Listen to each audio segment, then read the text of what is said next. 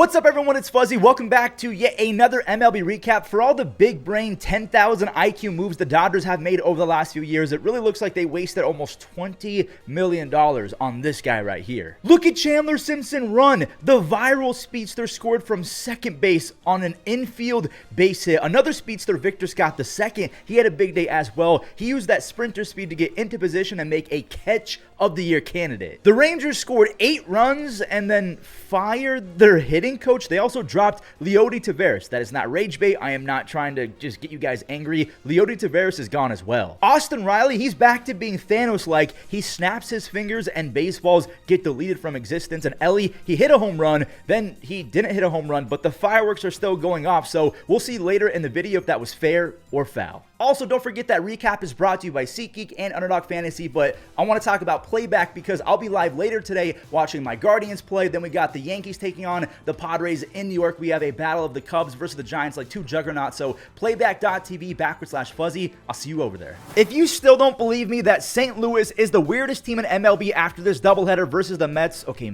fine, maybe you still think it's the Orioles, but the Cardinals, they're really good, but also kind of bad. Erick Fedde is part of the equation of being good-bad because he's got a 5+ ERA, and now it's growing. Brandon Nimmo, that's an RBI double. Nolan Gorman, he showed off the new and improved defense. My jaw dropped when I saw that he had 3 outs above average on the season. Good job, Nolan. Wilson, he swings a tree trunk for a bat. He went oppo for his 4th home run of the year and his first of 3 RBIs in Game 1. We're going to skip because there was a few traded runs. It's 2-2 in the 4th. All Brendan Donovan does is rake. He's never going to be a 40 home run guy, but he could average 170, maybe even 180-ish base hits for the next few years. He is that good at putting the ball in play. Wilson, a 2-strike single to push it to a 4-run lead, but here's Francisco Lindor. He lives for these moments. He turned it back into a 2-run deficit after he had an RBI ground out, so he secures a 3 RBI game just like Wilson Contreras. Pete, he's up with the bases loaded. It's a 3-2 count. I wonder what ABS would have called, the automatic ball strike system. Would it have nibbled the edge or did it miss the corner? Jojo Romero, he then popped up Nimmo to end the threat as Ryan Helsley. He picked up the save, his 5th of the year for a Game 1 victory. The Cardinals, they're 15-19 after that really nice W against a really good team. And now they're going to try and go 16-19. Burleson's first of the year was a long one. He scores Arenado on that 2-run home run. The Mets, they're the Mets. They're not going to go down easy. Pete Alonso's 31st RBI cut in half, and Starling Marte dropped one into shallow right field for 2 more, and they call this kid El Troll. El Troll. Francisco Alvarez had an RBI single, so it's 4-2 New York. Tyler McGill, he got his final out, but Vientos, he short-armed it. Pete Alonso couldn't scoop it. Give Nolan the infield RBI knock, and there it is. We are tied. Wilson's huge day continued with his 4th RBI of the doubleheader. And oh boy, you cannot throw a 91 fastball to Juan Soto. It's a 7-4 ball. No, it's not. Victor Scott II put on the moon shoes and took it back. He has 6 outs above average. He and Pete Crow Armstrong are going to challenge each other for Gold Gloves for the next decade, and also stolen base titles as well, because Scott is a top 5 fastest player. He already has 11 stolen bases. Jordan Walker, not very fancy. He's not very fleet of foot, but it works. The defense keeps it at 4, and now Victor's clutching up with the bat. He smokes one to the gap. Yoel Pozo, he had to unhook the trailer. The Cardinals, they're up 1, and if you aren't looking, please check this out. Nolan Arenado ran a mile into foul territory. He torpedoed into the netting, and he landed on a kid. And if you're wondering, yeah, she is perfectly okay, but that catch helped Michael McGreevy go 5 1/3 shutout in relief. That's how you save a bullpen. The next week could have been miserable for the Cardinals if he didn't lock in. He saves the bullpen. He goes 5 1/3 scoreless, 5 strikeouts, 1 base hit. The Cardinals are 16-9. They're 4th in team batting average, 7th in team on base percentage, but they're under 500 because their pitching staff has a 4.3 ERA. They are literally the NL version of the Orioles.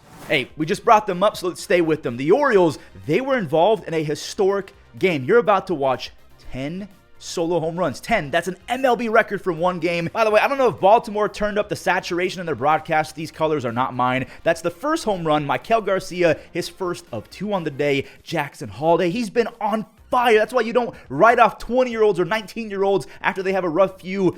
first weeks in the big leagues. He also had a multi-home run day. He's batting .341 with a mind-bending .450 on-base percentage his last 15 games. Jonathan India, he had just enough juice on this swing to get it out. His first as a Royal. Cedric, he needed this one bad. He's been in a pretty decent slump. He's got 7 home runs and 21 RBIs despite that 2-week slump. O'Hearn also has 7. He has literally become a top, 15-ish hitter versus right-handed pitchers. Michael Garcia, there's his second of the game. He's figuring it out. He's hitting .320. The bat speeds are up. The exit velocities, they're trending up as well. Bobby and Vinny passed. This is insane. These guys went back-to-back. Bobby's trying to find that power stroke after having 2 straight 30 home run campaigns. He's only on pace for 19 right now. Vinny has 6. Luke Maile has 1 home run on the year. This is his first hit of the season. That was the 10th and final solo home run, but we're not done with history. Michael Massey pelted a 2-run home run, which means that Kansas City just set a new single-game franchise record with 7 home runs in one game. 11 home runs in one game is insane. The Royals have won 2 games in a row. They're 19-16. The Orioles, they crumbled to 13-20 after losing 2 in a row. So much for a turning point we talked about a few days ago. More solo home runs. Okay, there was only 2 of them in this next game, but still. Bryce Harper, he muscled one the other way for a lefty-lefty Oppo Taco. His first home run since April 18th. Ranger Suarez, he's finally back, and the Diamondbacks, they greeted him with a wet willy or a wedgie. The Diamondbacks stole the lead on a Perdomo double, which was followed up by a nice piece of hitting from Corbin Carroll. He plates 2. The Diamondbacks tagged Ranger Suarez for 7 runs as Jose Herrera, he belted a 2-run double. Perdomo and Carroll, they both added more. Corbin had 3 RBIs before the 4th came to a close. Now, the Phillies did sneak one across on a Johan Rojas single, but whoa! Weston Wilson, we're skipping him. He drilled a 3-run tater. He's batting .292 with a 141 OPS plus across his first 51 games, but those 51 have been spread across 3 seasons. I don't understand why he doesn't play more often. Each team stacked on 1 more, so this Schwarber solo shot brings it back to a 1-run game. That's his 11th home run. He leads the National League, and by the way, he's now 5 away from 300 for his career. Boom! He got beat, but that's why we love baseball. It drops in no man's land. He ties it with 1 out to spare, so we go to the 10th inning. We have free baseball. Trey, he couldn't dive and make that play. Josh Naylor singles and Gino, and then Nails, he got the second on the throw. He ends up scoring on a Tim Tawa sac fly. The Diamondbacks got an 11th run on a Perdomo bases out of walk, so he had a big 3 RBI day as well. Kepler lifted a sac fly, but the Phillies do take the hard-fought L. The Diamondbacks are 18-16. Phillies' 20th W has to wait another day.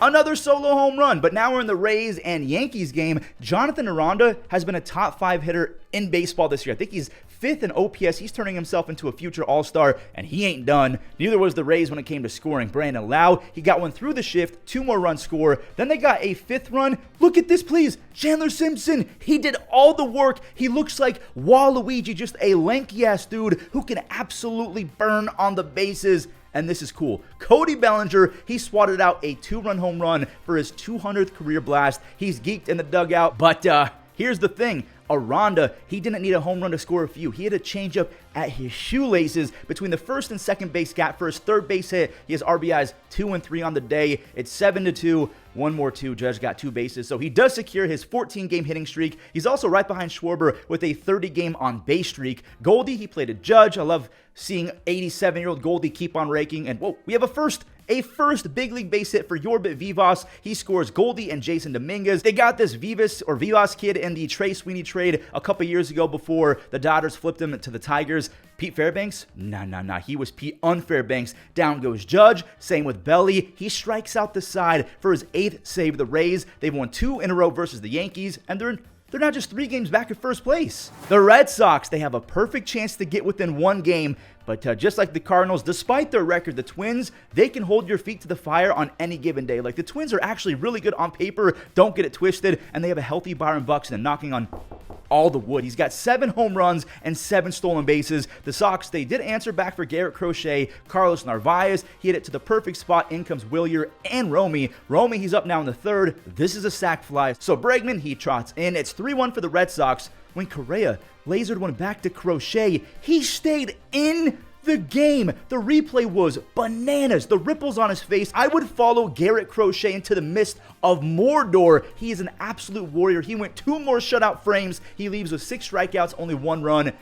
Dude, what happened to Garrett, the Warlock Whitlock over the last week? Another implosion. Ryan Jeffers, he's cool with that. His 2-run single resets the score, and Bader, he reclaims the lead. Harrison Bader doubles. Trevor Larnach extends the lead, which actually ended up being a huge to the third power RBI, because Willier, he cracked a long 420-foot solo home run. His 7th, he still owns a insane 156 OPS plus. It's just that Jaron chased a disgusting Johan Duran slider. I have no idea how people hit guys like Mason Miller or Johan Duran. The Twins have won 2 games in a row, but they're just 15-20. I don't get it. They're so good on paper. The Red Sox, they're back to 500 at 18-18. Every game but the Royals game has been close, and that's not changing, at least for the next few games. We have another AL Central versus AL East matchup. Kwani, he did what he always does. He puts a ball in play, and he's quick enough to beat it out for an RBI fielder's choice. Daniel Schneemann, I'm sorry, Brian Rocchio, but Schneemann can never sit again. Rocchio, you lost your job. I'm sorry. And it's not just because of Schneemann. Gabriel Arias is doing his thing too. This is a 2-run base knock. I believe one of his 3 base hits in this game was at 111 miles an hour. By the way, that was a great relay from Springer to Andres. Andres had a little ninja step, and he gets Arias trying for 2 bases. You know who else had a few base hits and RBIs? Not Nathan Lucas, who makes it 4-1, but the guy who made the ninja flip. Andres Jimenez had 2 base hits and 2 RBIs versus the team that traded him. He almost ended his former teammate's start early. He ripped one just past Tanner Bybee, so it's a 4-3 game. Vladdy, he showed why he's a Gold Glover. The dive, the toss, he's back to first base for a sick 3-6-3 double play. Vladdy, he then knocked in a run in the next inning, but not before the Jays handed Cleveland the winning run. Silos took a walk with the bases loaded, which means that Clase still has the lead after allowing Andres to score. Bo, he got on. He's at third. Springer, he's been great all year, but Clase, thank you, man. Appreciate you not ruining my Sunday and Star Wars Day. He has 7 saves. The Guardians, they're in the 21 club. They are 20-14. The Jays, not awful, but 16-18. So Cleveland becomes the second team in the AL Central, the 20 Ws, the second behind the Tigers, who put the Angels in a blender again. I mean, I almost feel bad recapping Angels games now. This fan base must feel like they've gone to war the past 6 or 7 seasons, ever since Ohtani came over. Sweeney, that's an RBI slicer, then yeah, that started the beatdown. A scary carry, had multiple RBI extra base hits. It's 3-0 after his 2-run double. I thought that Adele, he was going to have a repeat moment where he knocked the ball over the fence when it wasn't going to be a home run. Colt Keith, he demolished a 2-run missile. His 3rd home run, all by the way, have come in the last week.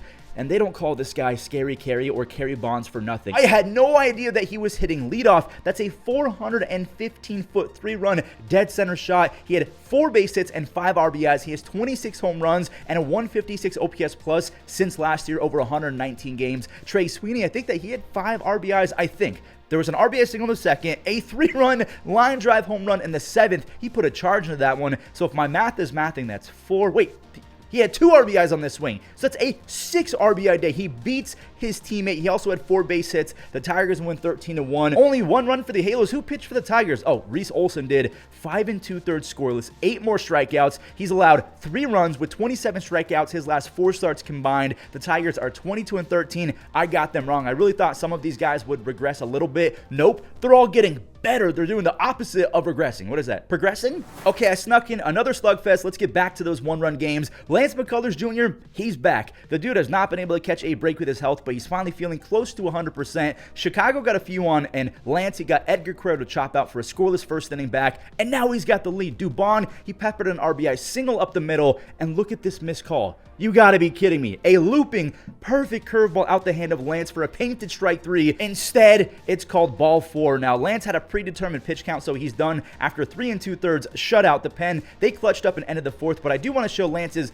4 strikeouts. He's a big addition for the Astros. Don't forget that back in 2021, he had a 3.1 ERA with 185 strikeouts. He has a career 10 strikeouts per 9, so he can absolutely shred. Zach DeZenzo, he's got some thump. I keep forgetting he's like 6'5", 6'6". That's the first long ball of the season for him. The rookie Ryan Gusto, he walked in a run. Lenine Sosa, he turned it into a 1-run game after barreling a 2-run knock back where it came from. Now we're going to fast forward to the 6th because Luis Robert Jr. and Edgar Carrero, they completed the comeback. What do you mean? Well, the Astros, they got a bad break. This game ended like 30 minutes after those runs because they called it due to rain. That is the 2nd time in the last few weeks that the White Sox have been handed a 7-inning W. Tough break for the Astros, but they're still 17 and 16. Here's the thing though, the Astros will actually fall behind the A's if the Marlins can't come back from this 2-run Gio Urshela 2-bagger. I really have no idea why Gio's getting so much playing time and leash, because he's been awful defensively with a -5 DRS. He has a pathetic 269 on base. Like, can we please call up Darell Hernandez, who has 14 extra base hits and a 410 on base in AAA? It makes no sense. Anyways, I had to defend my friend Darell. Dane Myers, he's taken over. He used all of that forward momentum to chuck it home. What a catch and tag from the catcher Nick Fortes. Gio is out. Dane, he then continued his torrid game and season with a game-tying 2-out double. Norby and Stowers both step on home, so Dane is sitting .345 with 6 extra base hits, 5 stolen bases, and 13 RBIs in 64 at-bats. JP Sears and Edward Cabrera, they each allowed 2, so now it's up to the bullpen. Nick, his last name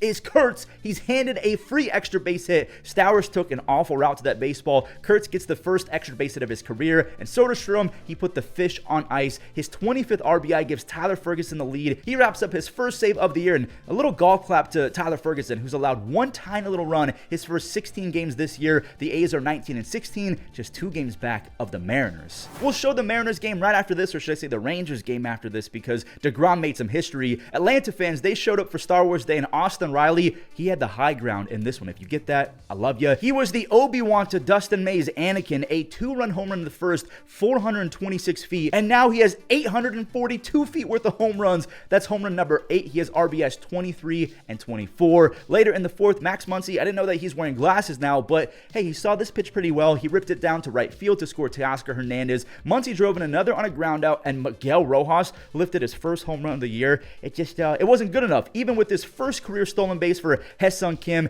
I know it stressed out Braves. Wait, actually, hold up. Rizzo struck out Will Smith, but Kim took off for third base. This kid's a firecracker. He's in there. Conforto, count your days. Rizzo, he just said, I'm going to get these next 2 guys out, because he only had to deal with Miguel Rojas and Austin Barnes, some of the easiest final 2 outs a pitcher will ever have. The Braves pick up their first W in 6 tries versus the Dodgers. The Dodgers are 23 and 11, but you could say that it might be 23 and 12 if you count this as a loss. You can't do that. But Conforto, he got paid $17 million. He is currently 0 for his last 29. He has 38 strikeouts and 39 at-bats. He only has 6 RBIs. Defensively, -3 outs above average as well. Easily one of the weirdest signings in a while. I will never quite understand why they didn't try Gavin Lux in left field one more time after he went crazy with the 900 OPS in the second half. Instead of a cheap player in Lux, they gave a lot of money to Michael Conforto, and it's been one of the worst signings of anyone this year.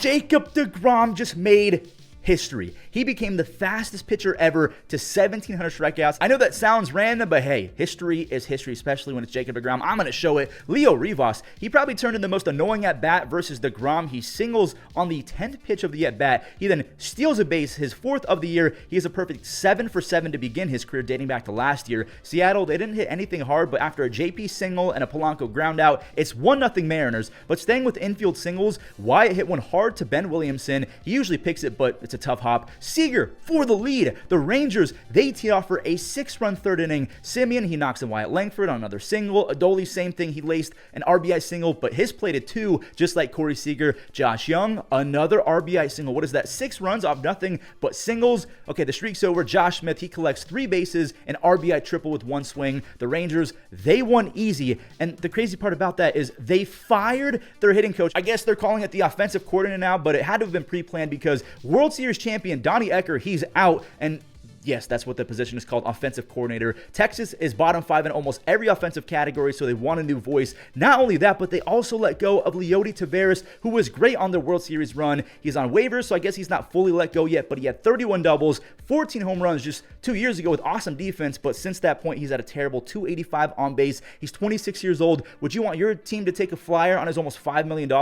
Let me know in the comments, but yeah, a lot of changes happening with the Rangers. The Padres, they're still taking on the hapless Pirates, and nothing changed. They swept them. Xander, he loves hitting southpaws. He got it past Hayes. Elias, he got it past everyone, although Tommy Pham did get there, and I think he actually got leather on it, but it does fly over the fence for a home run. Brandon Lockridge, he showed Pirates fans just how fast he is. He put his head down and chugged for second base. After that, he would have stolen third had Luis not put it in play. but I guess both outcomes are positive because Triolo took 87 years to throw it. Rise beats it out. Xander, he's up with 2 outs. It should have been 3 already, so you already know what's going to happen. Anytime you give a good team free outs, yep, RBI base hits are going to score. And then Luis flew around from first base. He scores as well. Pittsburgh is a flat-out dumpster fire. They got shut out by some guy named Steven Kolak. His first start of the season is a shutout. Estrada came in and stranded a few after Kolak came out. The Pirates, they stood no chance in the series. That's a clean sweep. They are now 12-23 after handing the Padres their, 5th win in a row? 2 straight games that ended in 4-0, huh? So it's going to be a while before you see this again, but the Cubs were the ones that got shut out. Freddie Peralta shoved 7 strikeouts across 6 scoreless. He has an impressive